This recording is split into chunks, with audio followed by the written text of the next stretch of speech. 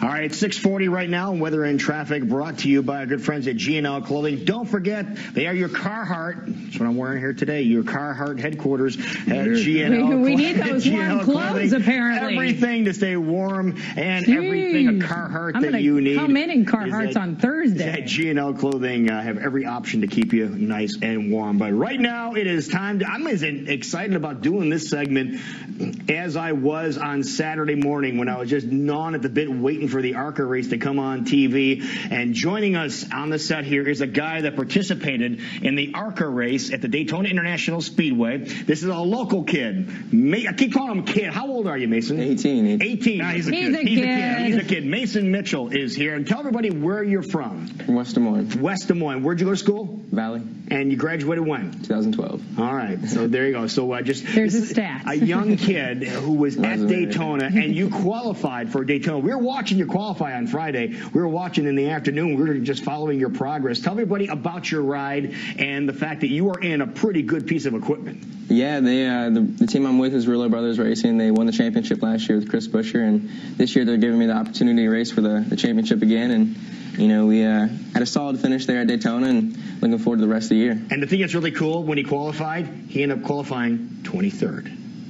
So we can remember that. We can remember that. We circled that on the map. We said 23rd. Okay, that's a good omen. And the goal was to finish a little higher than 23rd in the race. And we do have some video of the ARCA race. And about lap 20 or so is when we had some problems. Let's take a look here. This is the ARCA race, and Mason is in the white car on the right-hand side. You can't see him yet, but you will see him momentarily slide right there on the right-hand side of the screen in the white car, number 99. But look at that. Joey Chitwood move. Never touched anything. Now we'll look at it again. He's in the white car on the right-hand side toward the back of the field. You were running there you go. Yeah, he cut over to the grass. What went through your mind when that happened in front of you? I just saw smoke happening. I didn't really think of anything. I just cut left, and more of a reaction than anything. We'll take one more peek at this here, a little different angle here. Is this one of the new G6 vehicles? The Generation 6. No, these are the ARCA cars, which are the older cars from before. There he is again in the back. See the white car on the right-hand side.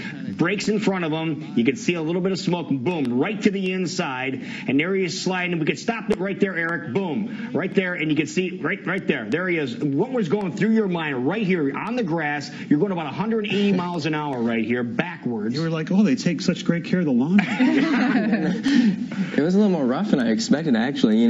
Right here, we're pointing backwards, and I thought we were going to hit the wall for sure. And then once we caught the pavement, it slowed down pretty good. But, the first initial onto the grass, I was trying to steer it, and then it just lost control. Now, did it seem like it picked up speed when you hit the grass? Yeah, you don't realize how fast you're going there until something happens.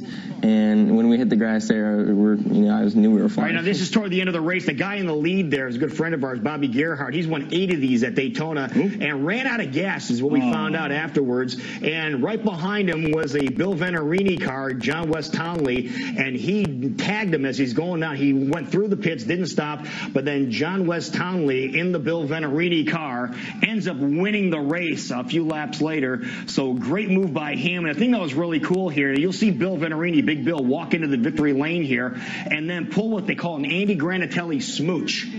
Bill's from Chicago, a good friend of ours growing up, and he just kisses John West Townley right on the lips. Watch his... Yeah.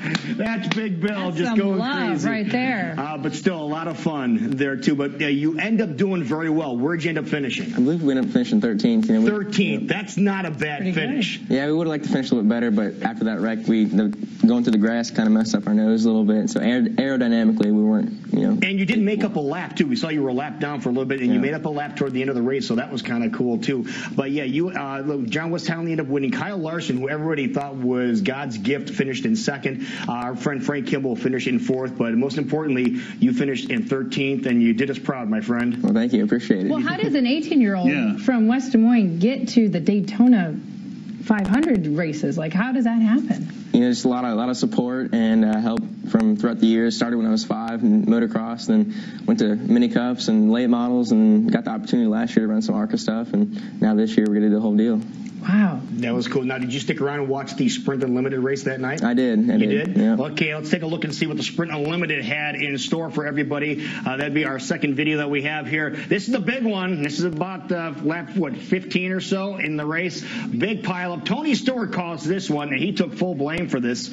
And again, big pileup, but that wasn't the bottom line was they took out a bunch of cars, and only 19 cars were participating in this event, and they took out 7 cars right there. There's Tony getting a little loose, stacks them up behind, just mass carnage right behind. And then there was only a dozen vehicles left. Basically, another car did fall out, so 11 cars end up running the last couple segments.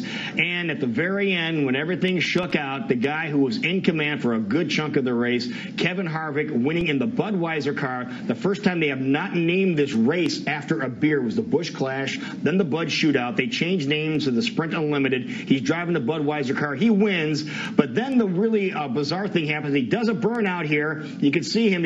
Everything's working, and then the car quits. He's trying to start the car. He broke his motor.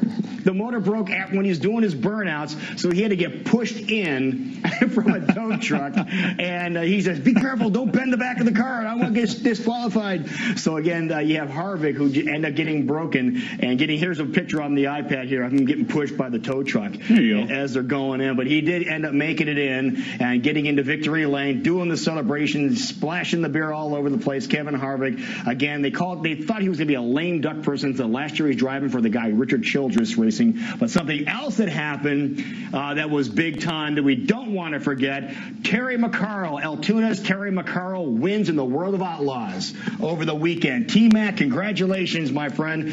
We all salute you. And again, you'll be able to see Terry down at Knoxville Raceway this year too. So that's kind of cool with Terry McCarroll. So did all that. And then yesterday, Mason Mitchell, what did you do yesterday? We were traveling back here, but were you following along qualifying? Oh, yeah, I was checking up on Twitter and everything. Pretty busy day at following, but... All right, well, we need to find out who was quickest getting set for the Daytona 500 coming up on Sunday. Well, can you believe it's a girl? I think everybody knows because it is a girl. Yes, it is. So take a look at Danica Patrick as she did end up qualifying on the pole for the Daytona 500. Not like that, Jason. She did a great job. But Danica Patrick bumping, here she is, the last little segment of her qualifying run at Daytona in the GoDaddy car. Now, she's driving for Tony Stewart this year. Now, do you guys ever hang out with these guys in the pit area, or they have them separated from where the ARCA guys are? Yeah, I actually went down to the Cup garage for a little bit. Some of the team members and stuff on the crew introduced me to some people, so got to hang out with some guys down there.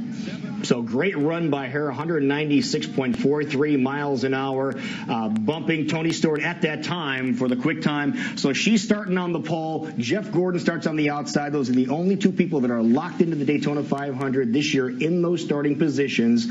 They have to race on Thursday. 2 races on Thursday will set the field from position 2 back on the inside row, and then position 3 back on the inside row, then position 4 back on the outside row, and then it'll be set up on Thursday in the duels. Yeah. So a lot of things going on in the world of motorsports. And when's the next time you're going to get behind the wheel, my friend? It's going to be March 9th at Mobile, Alabama. Unfortunately, it's not going to be televised, though. No, Mobile's not going to be televised, but we're going to still be able to pay attention to what you're doing and, keep an eye on website, ARCA, Twitter, everything. Okay. So how much of your time is now dedicated to racing? Pretty much all of it, 100%. Really. 100%. Yeah. So you're all in it. So you should be a name we should watch out for. I sure hope so. Bigger and better things to come. That's amazing. So where do you go from here? What happens now? A guy your age in ARCA, where do you go?